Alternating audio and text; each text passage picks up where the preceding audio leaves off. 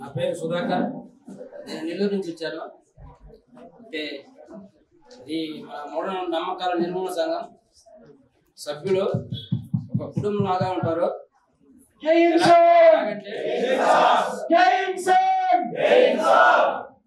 ఒక కుటుంబం లాగా ఉంటారు. కుటుంబ సభ్యులు ఎలా ఉంటారో అది ఈ మన మూఢనమ్మకాల నిర్మూలన సంఘం సభ్యులే దానికి కారణం. ఎందుకంటే ఒక వస్తువు అది ఏదైనా కానీ ఒక వస్తువు అక్కడ పడేసినా అది నువ్వు ఎట్ట తిరిగి వచ్చినా కానీ అది ఆడే ఉంటుంది. ఒక కుటుంబంలో ఒక వస్తువు మనం పెట్టేసిపోతామో ఆ మాదిరిగానే ఆడ ఉంటుంది. కానీ దాన్ని తీసే పరిస్థితి ఎవరు ఉండరు. ఇక్కడ అంత క్రమశిక్షణతో ఉంటారు మన సభ్యులు. అయితే మా మ్యాజిక్ పరంగా అయితే మ్యాజిక్ అయితే మా ఏరియాలో చాలా అవసరం. మన సంఘం సభ్యులుగా ఇంకా అవసరం మ్యాజిక్. మనం సంఘం సభ్యులుగా ఉంటూ వాళ్ళకి తెలియనటువంటి కొన్ని టిప్స్ వాళ్ళకి మ్యాజిక్ ద్వారా చేపిస్తే వాళ్ళు కొంచెం నేర్చుకుంటారు. అందులో మా కోస్టల్ ఏరియా అయితే ఇంకా మూఢనమ్మకాలుగా ఎక్కువ ఉంటుంది. వాళ్ళకి తెలియపరచడానికే నేను వచ్చాను. నేర్చుకుంటున్నాను, ఇంకా నేర్చుకుంటాను. Thank you. నా పేరు శ్రీనివాసులు. నేను చిత్తూరు జిల్లా నుంచి వచ్చాను. ప్రస్తుతానికి నేను సెల్ఫ్ ఎంప్లాయ్. ఫస్ట్ నేను ఈ ప్రోగ్రామ్ గురించి యూట్యూబ్లో చూశాను. కొద్దిగా సైలెంట్గా ఉండాలా. యాక్చువల్గా ఈ ప్రోగ్రామ్ నేను యూట్యూబ్లో చూశాను. నేను ఏ గ్రూప్లో అయితే కూడా లేను కాబట్టి మాకు తెలియదు పెద్దగా. చూసిన వెంటనే మ్యాజిక్ అనేసరికి అందరికీ ఉన్నట్టే నాకు కూడా ఇంట్రెస్ట్ వచ్చింది. ఇంట్రెస్ట్ అంటే ఇట్స్ ప్రైమరీ పర్పస్ ఏంటంటే ఎంటర్టైన్గా ఉంటుంది. అక్కడికి వెళ్తే ఏంటంటే కొద్దిగా ఎంటర్టైన్మెంట్ ఉంటుంది, మనకు తెలిసినట్టు ఉంటుంది అని చెప్పి ట్రైన్ ఎక్కి బెంగళూరులో ఎక్కి ఇక్కడికి వచ్చిన ఫస్ట్ డేలోనే నాకు అర్థమైంది ఇక్కడున్న పరిస్థితి. మనం వచ్చింది వేరు, ఎంటర్టైన్మెంట్ అనే ఉద్దేశంతో వచ్చాను. కానీ ఇక్కడికి వచ్చి వన్ డే ఉన్న తర్వాతనే ఇంకా రాత్రి 1 గంట వరకు కూర్చోబెట్టడము, తెల్లవారు 6 గంటలకే లేవగొట్టడము, అన్న వచ్చి 4కి 5కి లేచి ఇక్కడ కూర్చోవడము. ఓకే, ఇవంతా చూసేసరికి నాకు ఇంకా అర్థమైంది సిచ్యుయేషన్. కానీ ఈ 4 రోజుల్లో నిజంగా రియల్గా చెప్తున్నా జీవితాన్ని మార్చే అనుభవాలను నేర్చుకున్నా ఇక్కడ నుంచి. ఏ విధంగా అంటే కొన్ని చెప్తాను మీకు. ఇక్కడికి వచ్చిన తర్వాత మ్యాజిక్ అనేది ఎంటర్టైన్మెంట్ కాదు. ఎస్పెషలీ మూఢనమ్మకాల నిర్మూలన సంఘం ఏదైతే ఉందో మన నరేషన్ గారు స్థాపించినటువంటి సంఘంలో నేర్చుకునేటువంటి మ్యాజిక్ అది ఓన్లీ ఎంటర్టైన్మెంట్ కాదు. ఇది ఒక ఎడ్యుకేషనే కాదు, సమాజం మీద మనకున్నటువంటి రెస్పాన్సిబిలిటీ, బాధ్యత. ఈ మ్యాజిక్ ఈ ఎంఎన్ఎస్ సంఘంలో మనం నేర్చుకునేది ఏ విధంగా బాధ్యత అంటే అన్న ఒక మాట చెప్పాడు, ఆ మాట కనెక్ట్ అయ్యాయి. ఏంటంటే అనాది కాలం నుంచి కూడా ఈ మూఢనమ్మకాలు ఎవరిని టార్గెట్ చేస్తాయంటే పేదవాడిని టార్గెట్ చేస్తాయి. ఎస్పెషలీ మన లాంటి బడుగు బలహీన వర్గాల నుంచి వచ్చిన వారిని వెనక్కి వెళ్ళిపోవడానికి, అభివృద్ధి చెందకపోవడానికి వీటన్నిటికీ కారణం ఏంటంటే మూల కారణం మూఢనమ్మకాలు. ఇవి మనలాంటి వాళ్ళని టార్గెట్ చేస్తాయి.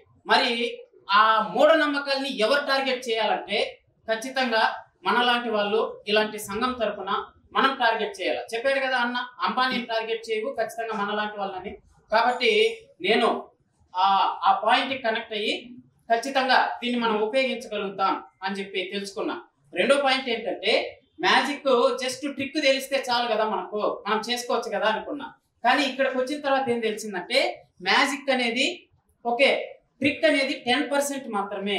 మిగతా 90% దాని వెనకాల ఎంత శ్రమ ఉంటుందంటే ఆ శ్రమ అంతా కూడా మనం ఇక్కడే నేర్చుకోగలుగుతాం అనే విషయం మనం తెలుసుకున్నాం. ఎందుకంటే ట్రిక్ తెలిసిన ప్రతోడు మ్యాజిక్ చేయగలుగుతాడు, కానీ మ్యాజిక్ తెలిసిన ప్రతోడు మెజిషియన్ కాడు. అందులో ప్రొఫెషనల్ మెజిషియన్ అస్సలు కాడు.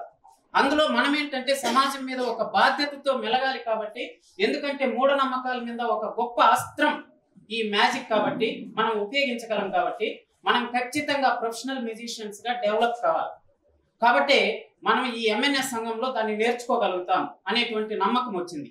అంతేకాకుండా మన లక్ష్యం ఏదైతే ఉందో ఇక్కడికి వచ్చిన తర్వాత నేర్చుకున్న పాయింట్లు ఏదో 9 నుంచి 5 వరకు ఏదో చేస్తాం, మళ్ళీ హ్యాపీగా అట్లా రోడ్ల వెంబడి తిరుగుతాం, షాపింగ్ చేస్తాం అని అనుకుంటాం.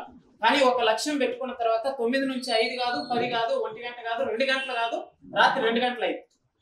ఓకే, ఆ లక్ష్యం మనం గురి చూసి కొట్టాలా అనేటువంటి ఏదైతే ఉందో ఆ లక్ష్యం ఏ విధంగా నిర్ణయించుకోవాలో అది నేర్చుకుంటాం.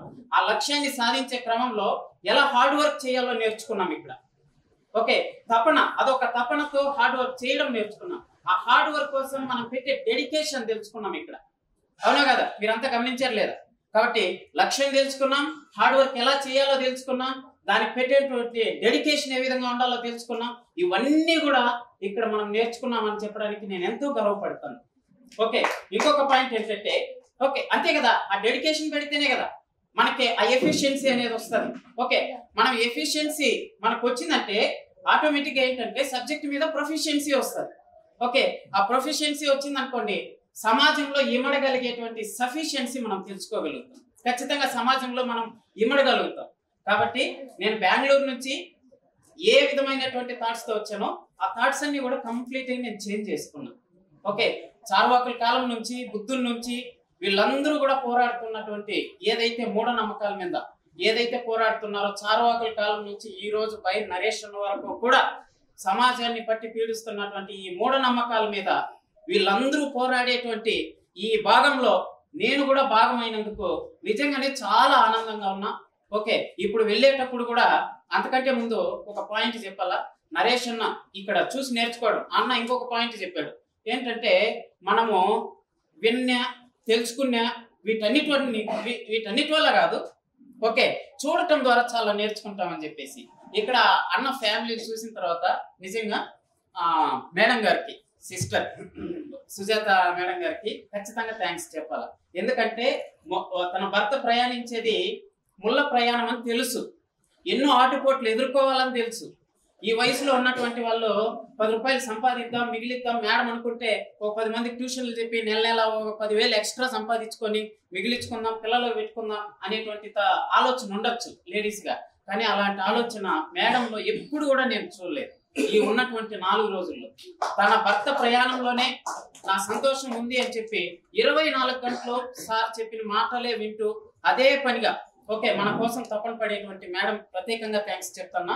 ఆ రెండే కాదు, ఇంకొక విషయం ఏంటంటే పిల్లలు, ఈ కాలం పిల్లలు నెత్తిన పెట్టుకొని చూస్తూ అంటారు పిల్లలంతా కూడా తల్లిదండ్రులు. కానీ అట్లా కాదు, వాళ్ళ పిల్లలు క్లాసుల్లో తీసుకొచ్చి మనకు సర్వ్ చేస్తున్నారు. సర్వ్ చేస్తుంటే నాకు ఆశ్చర్యమైంది. దీనికంతా కూడా వీళ్ళే కదా పెద్దలు, వాళ్ళ పిల్లలు ఎంత బిల్డప్ గా ఉండాలా, కానీ లేరే వాళ్ళు అట్లా లేరే అనేదానికంటే మా దగ్గర అలాంటి పిల్లల్ని మేము చూడలేదే. థ్యాంక్స్ టు నరేష్ అన్న ఫ్యామిలీ, రియల్ గా ఇవన్నీ చూసి నేర్చుకున్నాం మేమన్నీ కూడా. అన్న నరేష్ అన్న ప్రామిస్ చేస్తాను, ఇక్కడ నేను ఎంటర్టైన్మెంట్ కోసం వచ్చా.